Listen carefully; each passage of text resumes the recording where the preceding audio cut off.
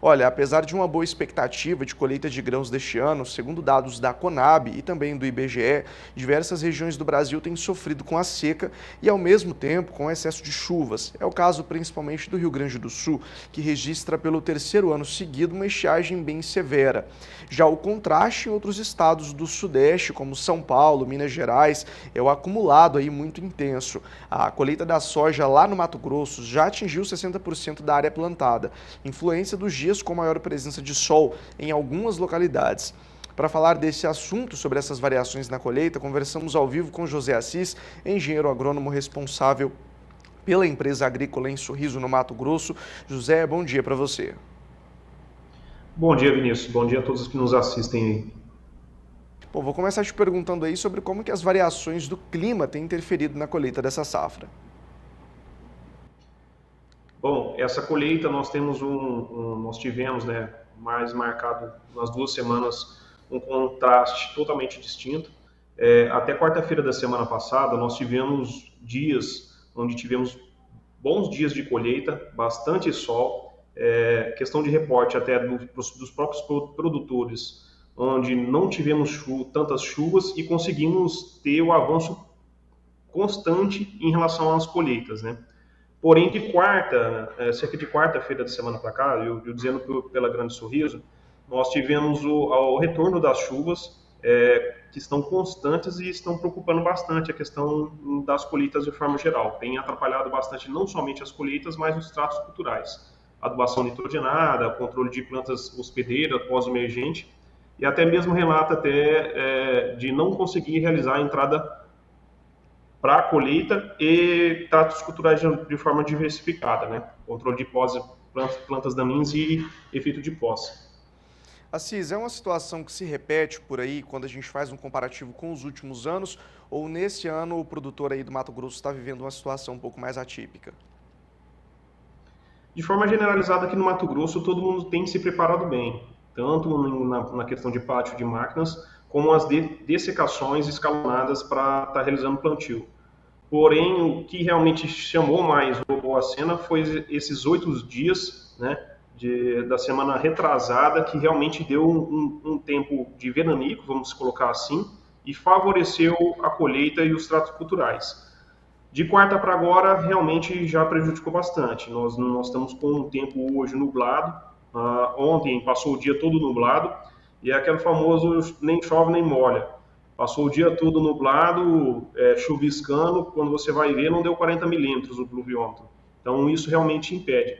Porém, o que eu saliento, Vinícius, o que mais preocupou e o que está mais prejudicando a questão da colheita aqui no Mato Grosso é realmente a questão da soja ela ter alongado seu ciclo. Hoje a gente nota que, de forma generalizada, os materiais alongaram cerca de 7 dias o seu ciclo.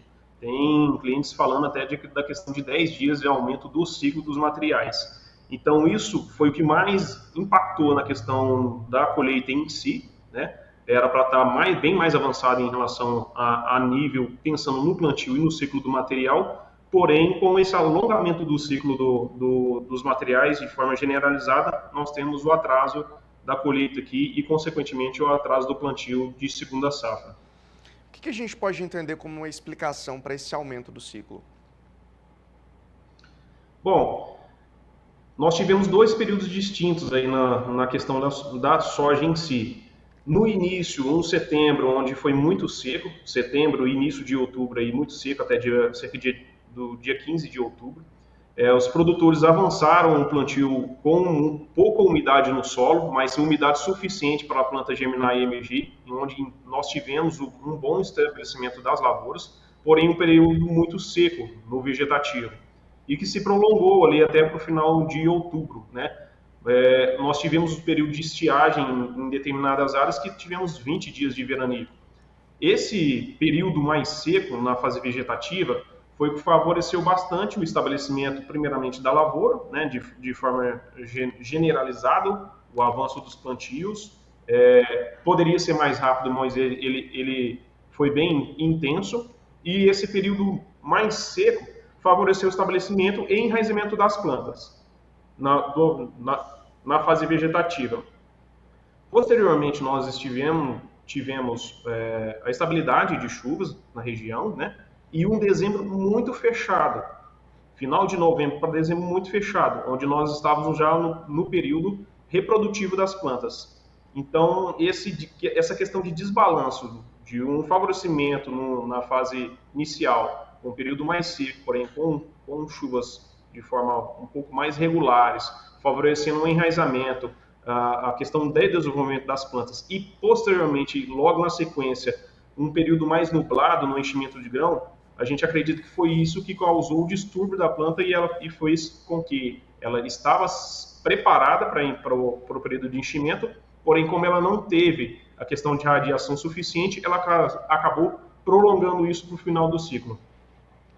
Agora, Assis, tudo isso vai impactar de alguma forma no milho segunda safra? Tem algum reflexo para o plantio que ainda vai começar?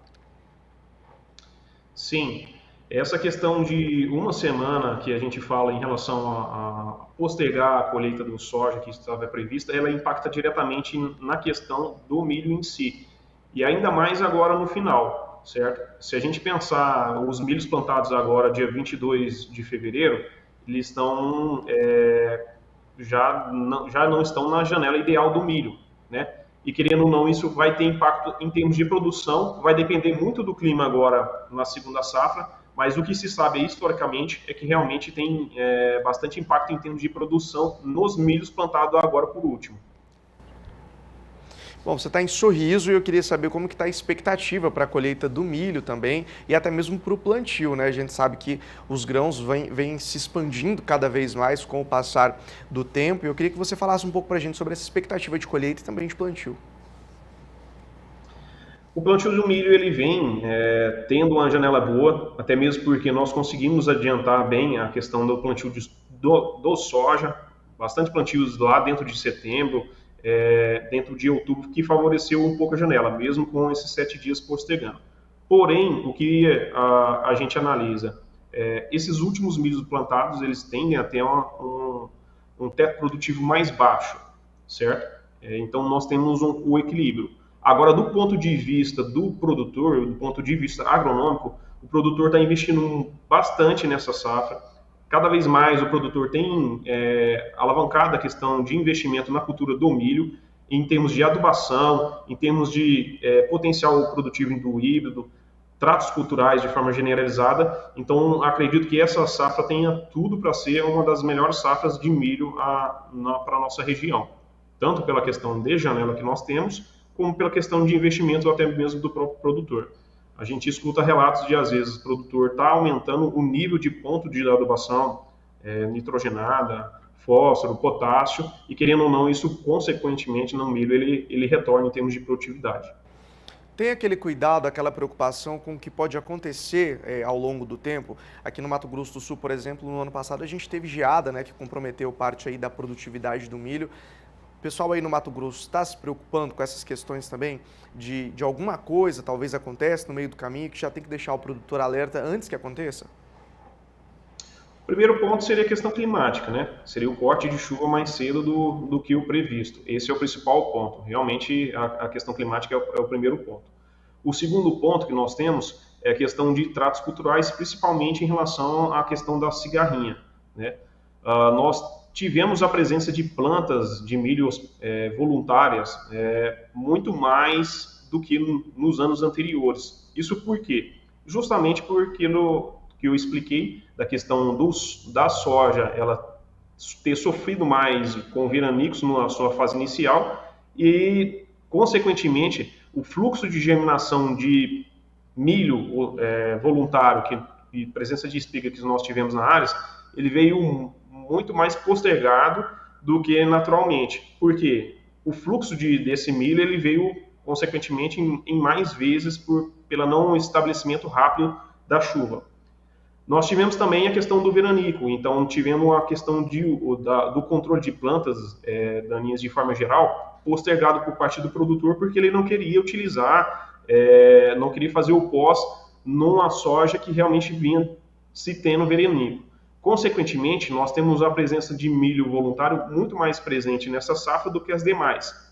Com isso, a presença também de cigarrinha. Então, é um ponto de alerta do manejo dessa praga que nós temos para a nossa região, porque pode ser que isso impacte, consequentemente, no avanço da mesma dentro da cultura. José, a gente vai caminhando para o final da nossa entrevista, mas eu queria que, se possível, você fizesse um balanço para a gente, então, de como que vai esse período final de colheita de soja aí no estado do Mato Grosso, já apontando um olhar para o início do plantio do milho. Hoje nós temos bastante, de forma generalizada, a colheita, elas estão bem estabelecidas. Nós estamos caminhando para o final da colheita e, consequentemente, o final do plantio do milho na nossa região aqui. Eu acredito que essa semana seja uma semana que vai consolidar a questão do término da colheita aqui para a nossa região e, consequentemente, o plantio do milho em si. Porque, querendo ou não, o produtor já está com a plantadeira atrás da colhedeira, tentando aproveitar o máximo da janela que se tenha para o plantio do milho. Certo, José, quero agradecer a sua participação aqui no Bom Dia Produtor, um excelente dia para você. Obrigado a você, Vinícius, obrigado a todos que nos ouvem aí no canal.